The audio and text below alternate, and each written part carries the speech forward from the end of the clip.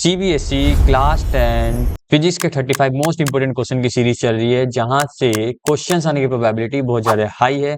तो चलिए देखते हैं क्वेश्चन नंबर 16 क्या कहता है। एक अपर हाफ कॉन्वेक्स लेंस को कवर किया गया है ब्लैक पेपर से और ड्रॉ करना है एक रे डायग्राम जो कि फॉर्मेशन दिखा रहा हो उसी के साथ, यानी कि जो मैंने यहाँ पे किया है इसको मैंने यहाँ से क्या किया है, कवर कर दिया है। और एक यहाँ पर बताना है इमेज बनेगी या नहीं बनेगी, या फिर जो नॉर्मल लेंस से इमेज बनती है उसमें क्या डिफरेंस आएगा। ये दोनों पार्ट में यहाँ पर पूछा गया है और दूसरे में तुम्हें न्यूमेरिकल दिया गया है। तो यहाँ पर ध्यान से देखो, जो ये लेंस बना है तो इसको हमने ऊपर वाला पार्ट तो कवर कर दिया है, तो ध्यान रखना इमेज तुम्हारी बनेगी, क्योंकि तुम जब छोटे से छोटे मिरर में देखते हो या फिर बड़े मिरर में देखते हो तो तुम्हारी इमेज जो है वो हमेशा बनती है। तो ये आधे को कवर किया है, हाफ तो बचा हुआ है ना, तो यहाँ पे इमेज बनेगी। ठीक है, तो डिफरेंस क्या आने वाला है कि भाई डिफरेंस ये आएगा कि जो इमेज थी वो उसमें ब्राइटनेस उसकी क्या हो जाएगी, थोड़ी कम हो जाएगी as compare to normal lens. तो यहाँ पर तुम्हारी इंटेंसिटी कम हो जाएगी, बाकी सब सेम रहने वाला है। नाउ यहाँ पे क्वेश्चन क्या दिया हुआ है, object is placed at a distance 30 centimetre from optical centre of a concave lens.